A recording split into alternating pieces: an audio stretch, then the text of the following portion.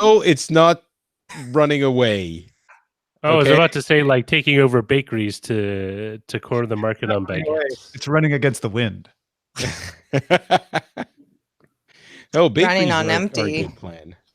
Bakeries are a good plan. I was taken by a really strong desire to have some pain au chocolat yesterday.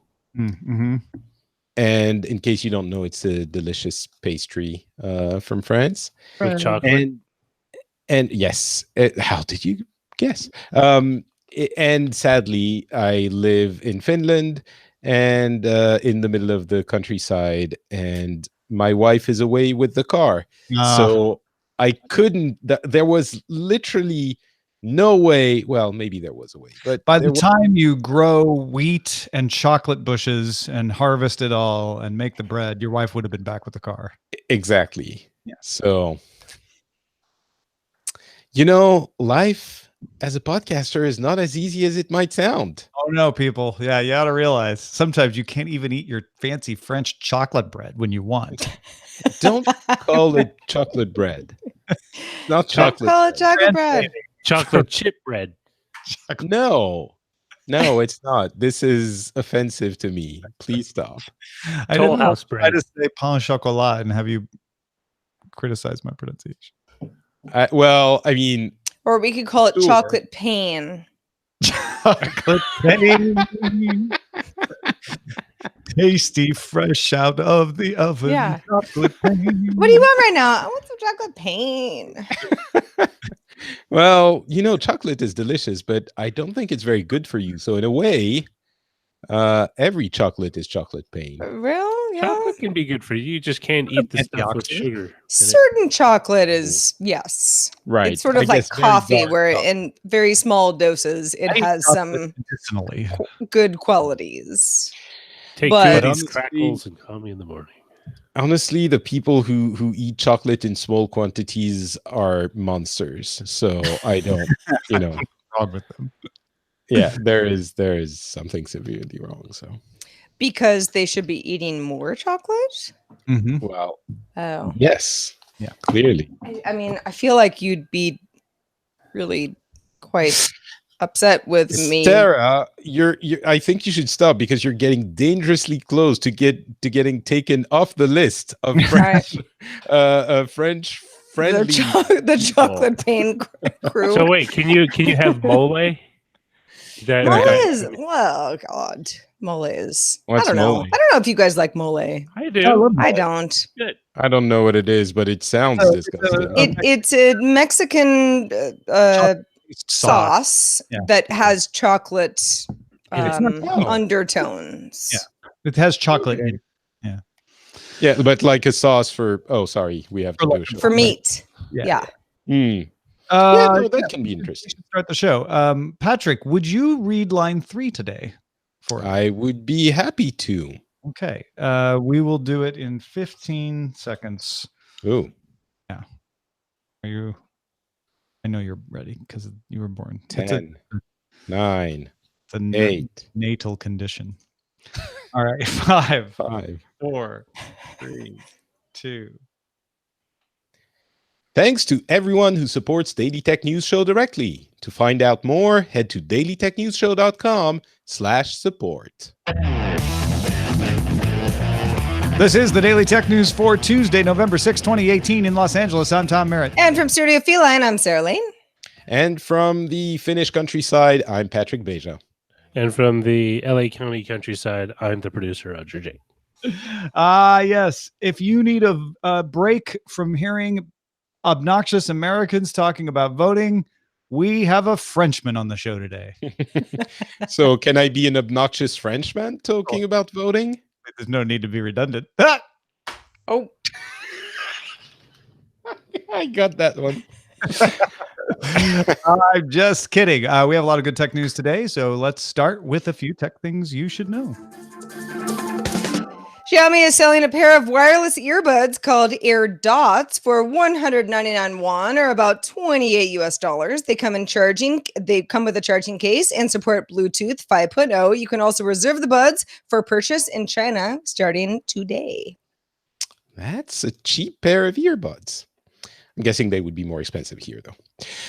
Pre-orders for Google's Pixel Slate are now open. The 12.3-inch tablet starts at $599 for 4 gigabytes of RAM and 32 gigabytes of storage, and maxes out with 256 gigabytes of storage and 16 gigabytes of RAM at $1,599 US. Also, I think the new Surface Go went on sale, the mid-range one too.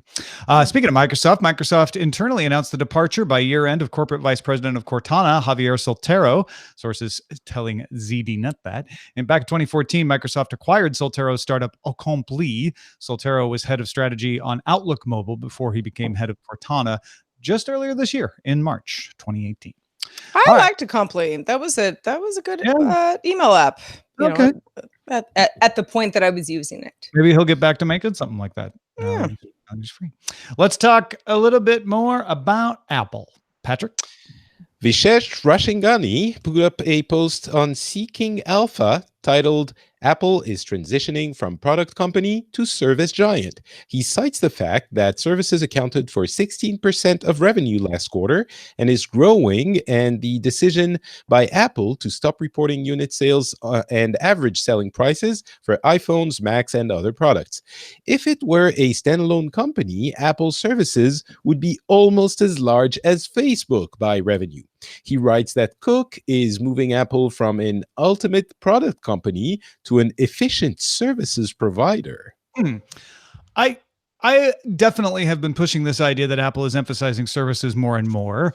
I don't know that put it this way. In his post, he has to make up a lot of numbers because Apple doesn't provide them. And you can take a lot of issues with how he makes his estimates and pull this apart if you want to. But I think the general gist of what he's saying is absolutely true, that Apple is definitely realizing that their products are commoditizable, that new areas of growth are likely to be service oriented. And that fits in with Tim Cook's specialty, which he points out as well. So I think this is numbers estimating is always kind of a dark art anyway, but semantically or non-quantifiable, qualitatively, that's the word I'm looking for. I think it's a good analysis. Yeah, I guess you could count hardware within the spirit of services as well, to an extent. But it seems a little bit, services are important on Apple's side because people want their hardware. I guess they could flip it at some point, but I'm not sure I could see it happening with certainty at this point. That being said, the size of the services part of Apple's business is certainly impressive, and I didn't realize it was that big because we never really consider it as a huge thing for them. Yeah, it's a lot smaller than its product business. I think the new television service, which we are expecting to hear about next year, will tell this tale.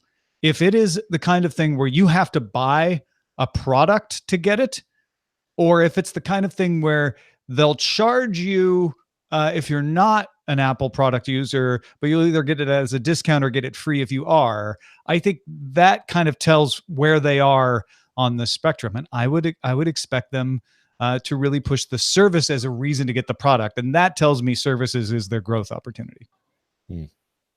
FCC Chairman Ajit Pai is calling for the adoption of an authentication system to curb caller ID spoofing, and says carriers need to implement the technology no later than 2019. Pai sent personal letters to the CEOs of various providers asking them to adopt the shaken/stir framework.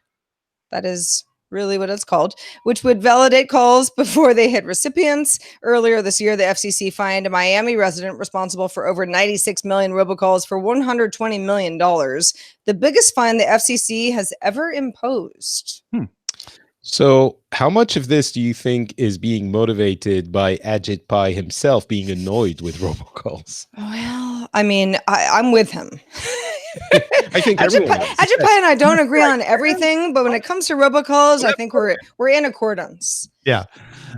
This is definitely something that's no one's going to be against, except people who want to make robocalls, right? So it's a good way for a commissioner to win back some public sympathy.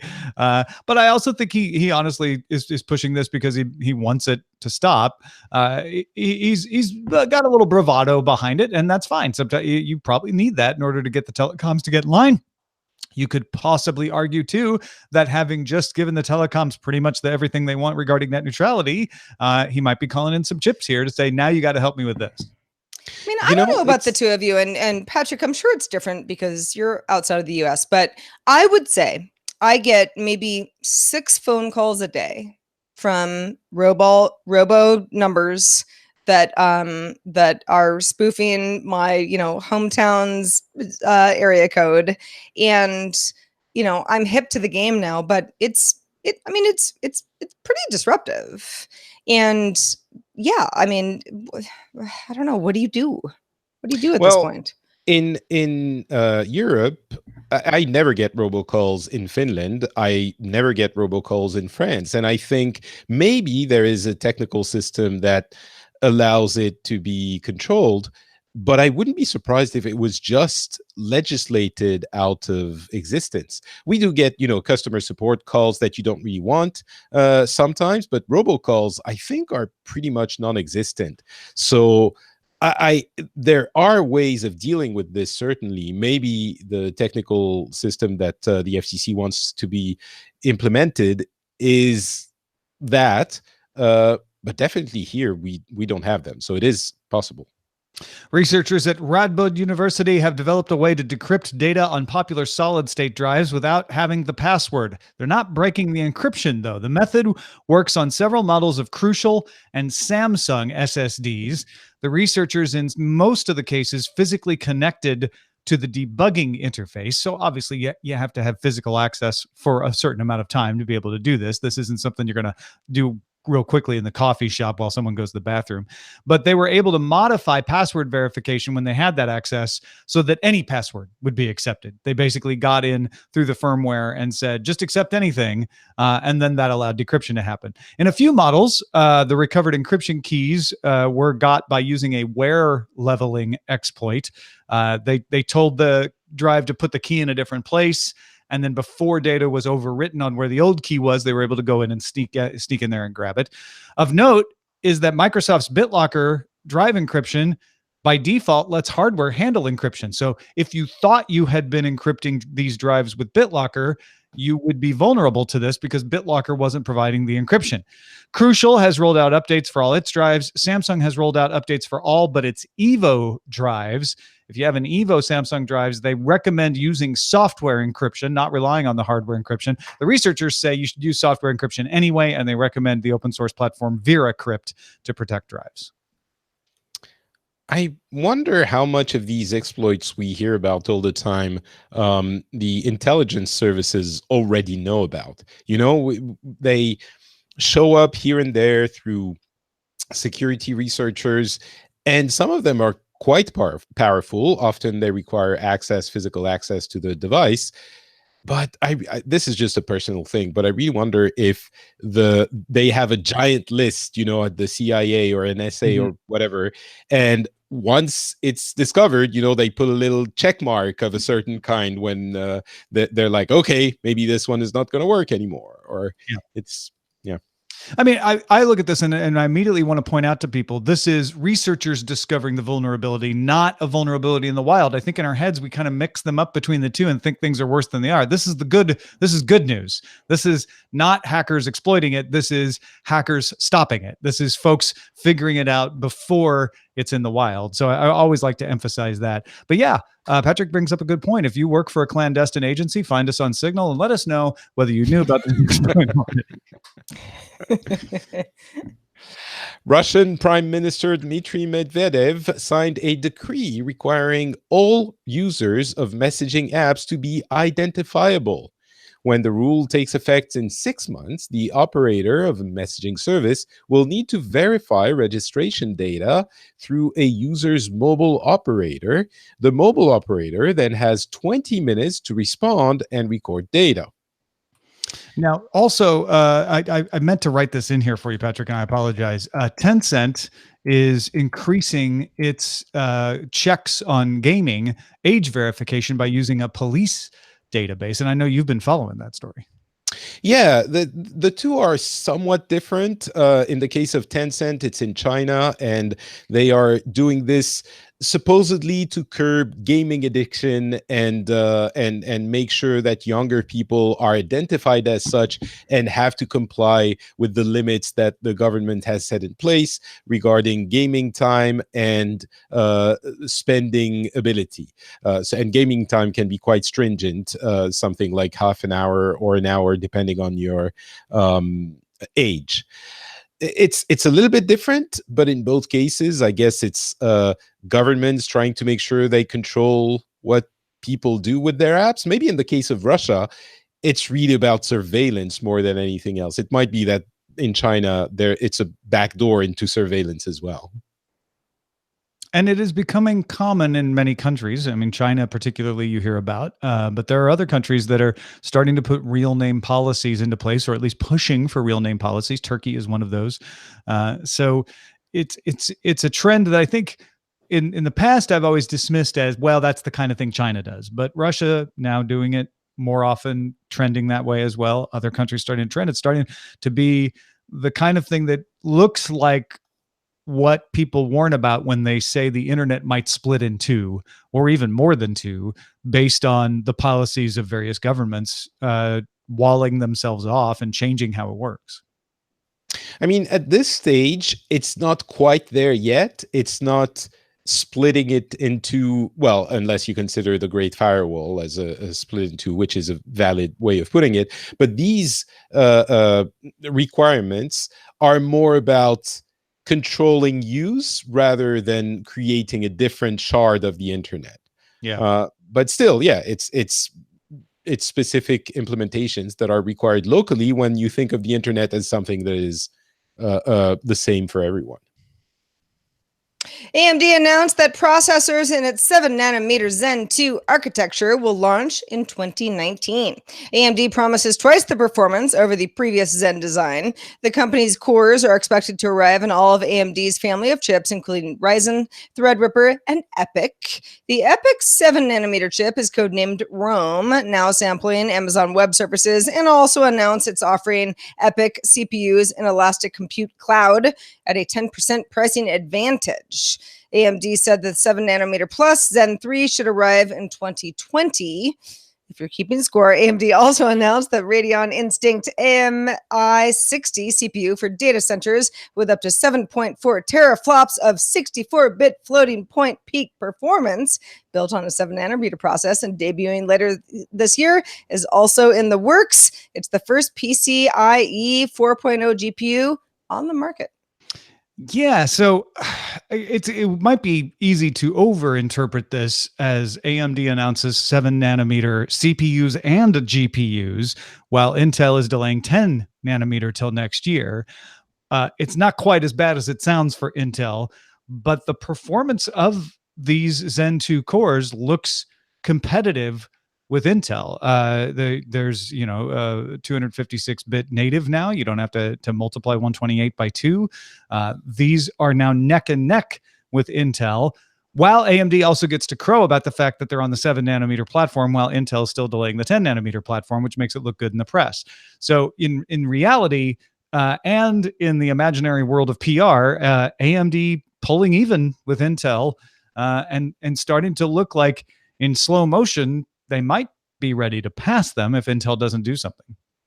I mean, they've been announced for 2019, the 7nm, so we're not quite there yet. By the time that they arrive, Intel might have 10nm ready, but still, especially in the world of servers, I think power consumption is really important. And when you go thinner, you require less energy. So this is really, I mean, AMD seems quite confident that they can do 7nm at that point. And AMD has... So they're actually doing it, yeah. Right. They have 7nm technology ready. If Intel gets delayed a bit more on 10nm, I think even if it's not quite as performance oriented, consumption, I don't know exactly what the TDP is on those, but I'm guessing consumption wise, it might be power consumption wise, it might start to become interesting, even if they're not as powerful. Yeah. I mean, Intel announcing its Cascade Lake processors yesterday were 14 nanometer, just as point of comparison, announcement to announcement. Hey, folks, if you want to get all the tech headlines each day in about 5 minutes, be sure to subscribe to dailytechheadlines.com. Study that is being reported on in the BBC from Oxford University researchers ties the effect of screen time on children to sleep patterns. Now, most of the studies you've heard in the past say, yep, you have a lot of screen time, it reduces children's sleep. This one, published in the journal Pediatrics, surveyed 50,000 people from across every state in the United States, which assumingly means Hawaii and Alaska, showed little effect on sleep time in children from 6 months up to 17 years old. It was self-reported, but they took into account the time spent with phones, tablets, computers, and TVs, as reported by the children or their parents, and found that teens who spent no screen time got on average 8 hours and 51 minutes of sleep a night. Teens who spent 8 hours with the screens during the day got 8 hours and 21 minutes of sleep per night. So much sleep in both cases. Wow, that sounds great. That's a lot. Overall, they found that an hour of screen time correlated to a loss of about 3 to 8 minutes. So you could say, oh, they did show a correlation of loss of sleep, but it's not nearly as significant as previous studies. Professor Andrew Przybylski, one of the authors of the study, told the BBC, focusing on bedtime routines and regular patterns of sleep, such as consistent wake-up times, are much more effective strategies for helping young people sleep than thinking screens themselves play a significant role. He believes the previous studies showing an effect had too small of a sample, and he believes a lot more study is needed before you draw any conclusions. He says, look, we know this was self-reported. We want to do more studies directly on how this affects sleep, and they're going to do those studies. But he says, in the meantime, we know that these other things have impact on sleep. Focus on them. Don't think reducing screen time is going to be the panacea that helps your teenager sleep better. So I guess, first of all, I'm sure one of the flaws of this study is finding teens who spent no screen time, because I'm certain those do not exist. They do, according to this study. I suppose so. But yeah, this is giving me hope, because I know I have a young child. He's only 9 months old, so of course he's not using screens at all yet. I think the recommended usage is not before 2, and even then it's very specific types of screen, and at 3 maybe you can start having actual screens. But for me, I would love to have something to give my child that would occupy him, so I want that study to be right. The thing that struck me, though, is that idea that patterns and setting your children into a routine is so much more important, because this is what I found with my very, very young baby, and his entire life improves when he knows what to expect. So I could imagine that there could be some, this is just wild speculation, but that there could be some kind of correlation between having a lot of screen time and maybe being a little bit more lax with the routine. Maybe that had something to do with it before. I also think the time of screen time plays a big part in this.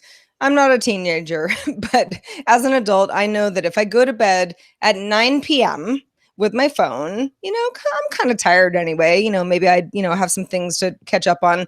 I don't really feel that whole sort of, the iPhone glare is going to, screw with your circadian rhythms all that much. However, if I do the same thing at 11 p.m. or later, it actually does. So I think part of that is, when are you absorbing this information, and is it actually screwing you up, time-wise? And these authors of this study are going to publish a study on that exact thing. They've been looking at how close to bedtime do the children stop using the screens, and does that have an effect? So I'll be interested to see what they find. From my experience, my kids, well, my oldest daughter, uses it constantly, more so than she should, despite me trying to take it away from her. She literally at this point, she's 3 years 10 months. She's at this stage. Just last night, she just fell asleep watching like a little children's thing on YouTube. Like she just like fell asleep next to it, still running. She's like. Which is, I mean, I do that as an adult all the time. She'll conk out around 10, 11, more like 11 or midnight, which is something we've been trying to change forever, to get her to bed early. But she gets the recommended amount of sleep. The problem is I need to get her ready for school in the morning, and it overlaps. So what I find is specifically routine. And in terms of sleep, she gets like the 8 hours. She sleeps at school during nap time, and she naps when she gets home. But it's trying to get it so it's on everyone else's kind of rhythm, right? Because she'll be bouncing around at midnight. It's like, no, it's just time to go to bed. Well, it sounds like what you're saying is she uses the screen a lot and she has problems sleeping, but you're not convinced that really it's the screen that's causing it. It's just the routine. It's the routine. And one of her routines is to just kind of suction her face to it. And I've even gotten to the point where, like, fine, you can watch something, but I'll put it on the TV. Like, I'm trying to just change it slowly. And she's also big into books, so she'll be constantly having her nose in books. But I run into the same issue. It's not the book, but it's just the activity that messes with the routine that causes her to not have a regular, or an ideal sleep schedule. That's why I think I can't remember, was it Sarah that you said that the idea that maybe it was Patrick, just having a more structured day means you have less screen time, which means you sleep better. Exactly. Yeah. I think it really means, like, when she's at school, there's no screens at all. It's just either in the sandbox playing with other kids or the playground or painting. And so it's structured for the students, but she has a normal nap cycle at that point throughout the day. So here's the solution. If they don't have screens at school, just get them to spend the night in the school and they won't have screen time. That's perfect. I mean, I remember back in the day when I was a little kid, I had television in my house, but we had neighbors and, kids that were my age that weren't allowed to watch television. There were no TVs in the house, sort of like no internet in the bedroom, that kind of thing. And the kids, once they saw a TV, would be like, oh my gosh, slack-jawed, like this is the most exciting thing ever, which is sort of counterproductive because the whole idea was that they don't depend on television or, that whole thing. And I wonder if taking away time on the internet, which, like Roger, whatever Ellie's doing on the internet is actually a good thing or a bad thing she's for kids at that young of an age. I can see it in the way of it being isolating. For example, if you have a big family, you have a lot of kids, it might isolate the child away from social interaction with the other kids because, hey, I got this thing that's all flashy, colorful, makes noise. I'm going to pay attention to that. But what I find is that if I interact with my daughter, for example, she loves bouncing on my head like a WWE wrestler. So if I allow her to do that, she doesn't need the tablet. She's happy with that. Yeah, that's actually the most pure fun for her. Hurting my dad. Yeah. I mean, honestly, I think it's important to note that this study isn't the last word on this. It's only one study about sleep. It is a study that is used a very large number of subjects, which makes it more reliable, but you need a lot of different studies of a lot of different aspects before you come to a conclusion. And so maybe what parents should do is what Roger is talking about, which is just go case by case with your child, keep things in moderation. Don't let them use screen time too much, and see what affects them and what doesn't. You're not going to be able to rely on a study to tell you how to take care of your individual child because every child's different. Yes, Tom, but if I believe this study, then I can have a little bit of peace and quiet. So I think it's right. Yeah, I can't argue with you there. That's Mhm. ironclad logic. Well, thanks to everybody who participates in our subreddit. Whether you have little children, older children, or no children, we welcome you. Please vote on stories and submit your own. dailytechnewsshow.reddit.com. We're also on Facebook at facebook.com/groups/Daily Tech News Show. We now pull out the large canvas bag of emails. Reach in and pull one out.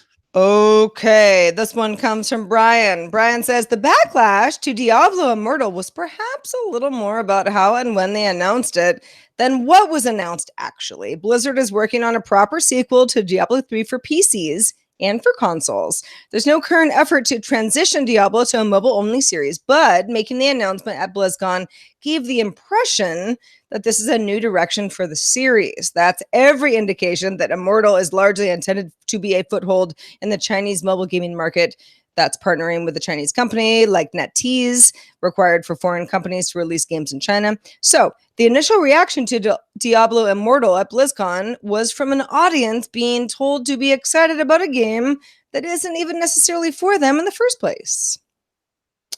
Yes. Patrick, what are your, Yes. yeah. Mhm. This is all absolutely true. They did tell people not to get excited. They pretty much spelled out, we are not announcing the sequel to Diablo 3, but people didn't really hear it. There's a lot of truth to what you're saying, Brian. I think the issue that a lot of people had was with the the nature of the reaction that some of the fans had, which was a little bit violent. But if you want to hear more about all of this and many other things, you could go listen to MVGB, the monthly video game briefing, which we just recorded today with Scott Johnson. This is a show which came from DTNS Labs Games, if you remember that one. And you get a few bits of news from the gaming industry without the avalanche of nerdiness that comes with the usual gaming podcasts. So if you follow this industry, if you're interested from a little bit afar, but you still want to stay informed, MVGB will teach you all you need to know. Go to dailytechnewsshow.com/MVGB feed, monthly video game briefing feed, MVGB feed, or just search for it in your podcast app. You'll find it there. Also, special thanks to all you data scientists in the audience, and there are many of you that wrote in explaining the virtues of Jupyter, including Connor, Bruce, Bob, Worldboy, Pratik, and Daniel. We read one of your emails on Friday's show, but we didn't want you to think we had not read all of them ourselves, and it was really overwhelming to me how many people who use Jupyter wrote in to talk about it. So thank you so much. It was helpful in helping us just understand it a little more ourselves. You guys are the best. You really are. And thanks to Patrick Beja, besides MVGB, I'm going to get that right one of these days. Tell us what's going on with FrenchSpin.com.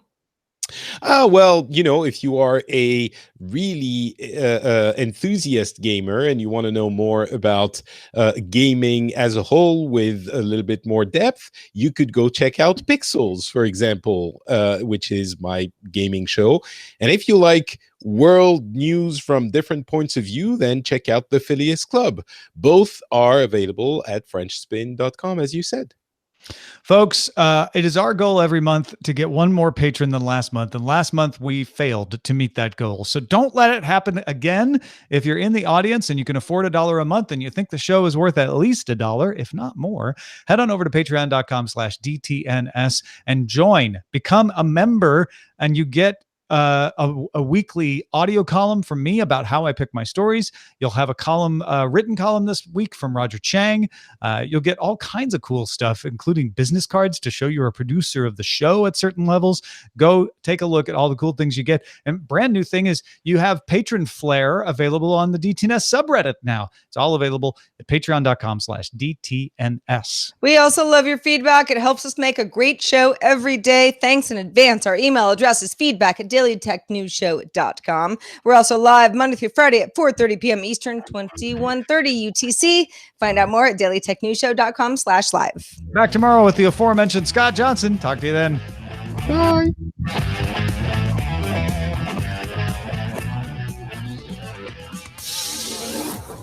This show is part of the Frog Pants Network.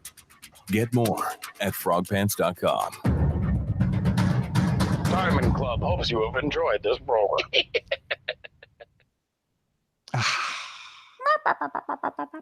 How dare Blizzard do a thing that wasn't for me? They could only ever do things for me and no one else. Absolute outrage.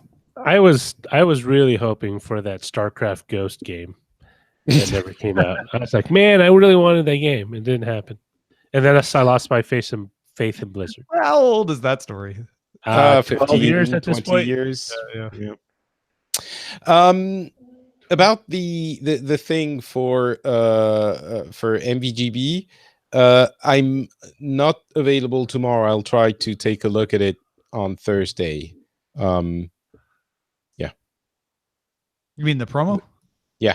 Oh, yeah. Well, Roger's gonna work through the next step is Roger's, I think, right? Roger? Yeah, I just Oh, need because you said I just need him to redo the end where he Oh, says, that's what you're talking about. I see. okay. I hope I can get the same timbre and everything in the recording, but I'll try. Well, you have so many trees around you.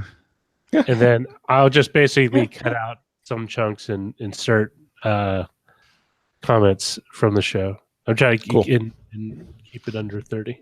Listen, folks, you've been hearing it all day on Twitter. No matter where you are in the world, it's important to vote for our titles at showbot.chatroom.net. And before that happens, I will abscond because I have a big day tomorrow. What are you absconding with? He's absconding with sleep over voting. Exactly. Very American. Have a good sleep, Patrick. Sorry about times changing. Oh, that's fine. It's actually even normal time now. So Okay. All right. yeah. All right. Bye. Bye. Bonne nuit. Screening sleep. Aujourd'hui. I screen, you screen, we all screen. I screen, you screen, we all screen for screen time. Mm-hmm. The Young and the Restless. What about curved screens? Wait, say that again, Roger? The Young and the Restless? That's pretty good.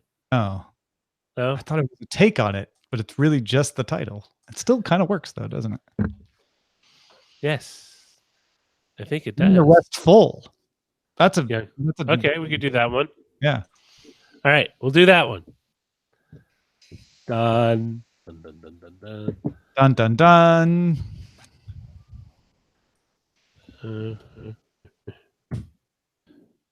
Never watched those soap operas until I got older. Oh man, Days of Our Lives Well, and someone All told My me- Children were my jam. I got hooked on Melrose Place, and someone told me, it's like, I didn't know That's you not watched a soap opera. soap opera. But someone it's a told me it primetime was. soap opera. It's not. that's That not that what that is a mean. primetime drama. It's soap. It's kind of like a soap opera, but that's not what people mean when they say soap opera. I Yeah. think a soap opera has to be defined as Monday through Friday, with a lot of Whoa. Repeat- That doesn't work because Dynasty and That's Also not a not a soap opera. That's a primetime drama. Listen, those- there are two definitions of soap opera. There's the very broad one that Roger is using right now, which can apply to primetime dramas like Dynasty and Melrose Place. But there's the more specific and more common usage, which is a daytime television show.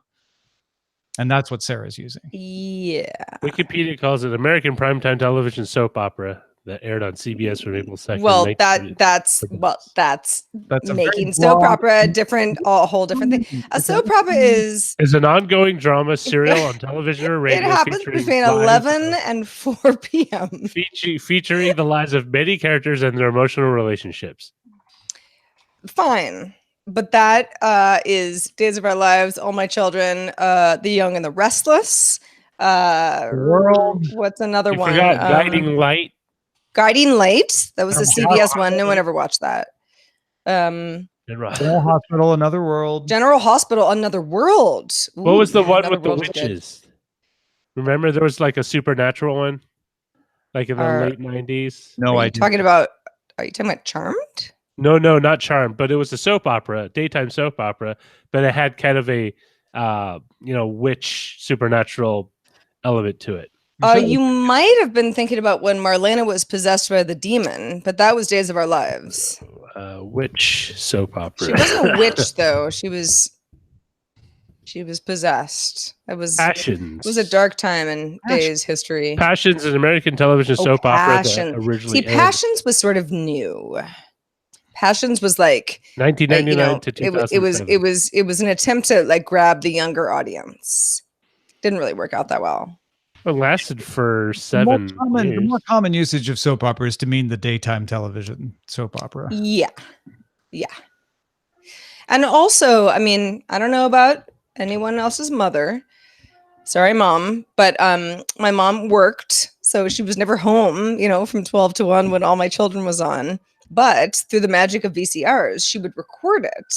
And then when she was done feeding me and my dad and everyone kind of like went to their rooms, then she would watch her. I need to watch her stories for the day. Yep. And it was like, for a while, I was like too young. I wasn't allowed. And then finally she was like, okay, you can watch it with me. My mom and my grandma would watch Another World together. And so during the summer, when we wouldn't have as much to do, sometimes my grandma would come over to watch like she would normally do when we were at school, but we would watch with them. And I remember getting caught up in the plot. Oh yeah. 8 years old. And I'm just like, I'm in the room playing with toys or whatever, but I would just get sucked in, like, because they're real simplistic, but super dramatic. Right. Oh yeah. I mean, over like the course of a week, like the plot line will just be like told over and over, and like dragged out. Like it's like nothing's happening real fast. No, because on a 5-day week, they didn't want them to feel like they could give up. They're like, oh no, right. no, we'll make sure you're not lost. Right. Yeah. And then, and like when someone would die, you'd be like, ooh, on Monday they're gonna like come back from the dead. Yeah. Or our kid would go to camp. I remember Sally on Another World went away to camp, and she was like 10. And when she came back from camp, like 2 weeks later, she was 17. Right. Like, or when they say like, they just were like, starting today, the role of Bryce Blackjack will be played by Tom Merritt. And you're like, okay. I care. My greatest. I'll just forget everything I knew about the old Bryce. From what I've heard, it's a pretty lucrative job. It was. I mean, soap operas are. They don't really exist anymore. But soap operas, they still exist. They do, but they've moved largely online, and many of them have shut down entirely. But just having that, I mean, the plethora of scripts that you have to memorize. Don't even worry about what the plot line is. Just the fact that you're doing that every day, it's a lot of work. It's a grind. Empire is considered that's primetime. That's not what we're talking about. No, that's different. We're not talking about primetime soap operas. We're not talking about the broad version. I think we've made that clear. Well, I'm going to call a TV daytime soap operas are daytime soaps. Yes. Another World. I really liked Another World at one point. That was my grandma and my mom's story. That happened right before General Hospital, if I recall. Yeah, it was right like the ABC, like that was like that. Yeah, it was there. Days of Our Lives, Another World, and General Hospital. And they would watch Days of Our Lives. They didn't like it as much. Another World was their jam. And then they didn't really like General Hospital that much. All My Children was what we watched in my house. But Days of Our Lives was like the cool, like popular kid show to watch. I don't even know why. It just was. I think it probably had to do with the fact that it just sort of like came on when you finished school in a way that's what we all watched. Wait, you watched soap operas when you came home from school? Oh yeah. Oh yeah. Wow. Oh yeah. Well, and Days came on at 3. So if you rushed after school, you could just watch it. Oh, you wouldn't have to record it on your VCR. Days came on at like noon for us. Oh yeah, it was 3. 3 p.m. Noon or when I got home, it was G.I. Joe, Transformers. Yeah. When we got home, it was all kid stuff. Don't have that anymore. Man, She-Ra. Ed Sheeran. Power.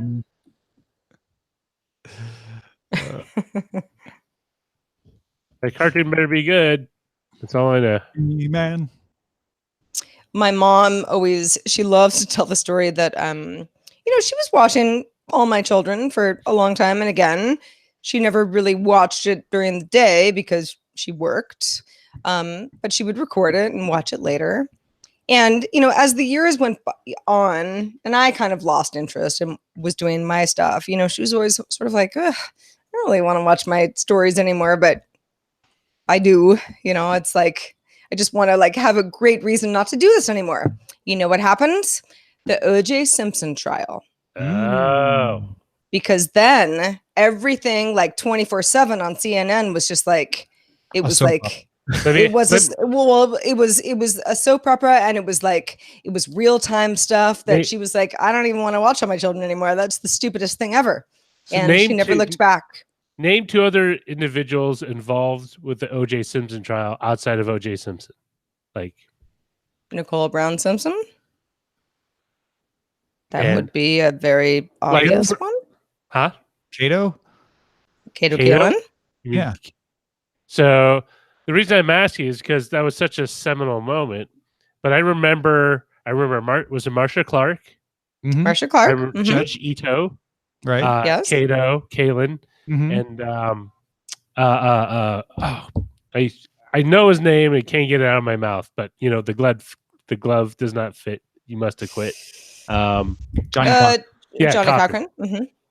No, it's interesting because it's like one of those things where I never watched it, but I knew a lot of the names. Oh, I see. Well, and also recently with the documentary and the fictionalized series, those names have come back into the public consciousness again. It's just well, and it's also it's life is very different these days, but at the time it was something where it was like, oh wow, I mean, we're interrupting all of our regularly scheduled program for this stuff. And so everyone at the time who was like, well, all right, I was gonna watch TV from 12 to 1 anyway, it's like now I'm getting very, very invested in this whole melodramatic court case. And and I remember my mom kind of telling me, you know what, I'm not going to go back to All My Children. We're done. The beginning of the end of democracy. And that was well before the internet too. It was so great. I wonder if that actually worked out well. Gave the impetus for all those judge shows, because before then you just had People's Court and it wasn't focused on the judge. You had Divorce Court too. I don't know. The Divorce Court. Yeah, the court shows have been around for a while. Like in the mid to late 90s, there are like 5 different, like Judge Judy, Judge Brown. They're like a judge this, judge that. The success of People's Court was the impetus for Judge Judy and all those imitators. Yeah, but People's Court started in the early 80s, late 70s. So did it? Yeah, I think it lasted for a long time before it was the first one. People's Court. I know it was the first one, but Roger's trying to make the argument that it was around for a long time before. It was the Simpson trial that caused people to imitate it. Like no, I actually don't. I think the People's Court is not really anything like the O.J. Simpson trial. It's more of petty theft. It started in 1981, Roger. You're right, but Wapner retired in 93. I think that is what caused the opening to people to go, oh, folks aren't as excited about Ed Koch replacing Judge Wapner. Let's move in on that territory. Let's make something that can compete. The rise of arbitration-based court reality court shows was People's Court was the first one. What was the second one? Jones and Jury. Yeah, there were a lot of attempts. And 96 is when Judge Judy came on the scene. What about Divorce Court? Divorce Court was huge. What about Divorce Court? Well, let's not, the audio let's not skate over Divorce Court in a moment. But video viewers, thanks for watching. Court is adjourned for you. Audio.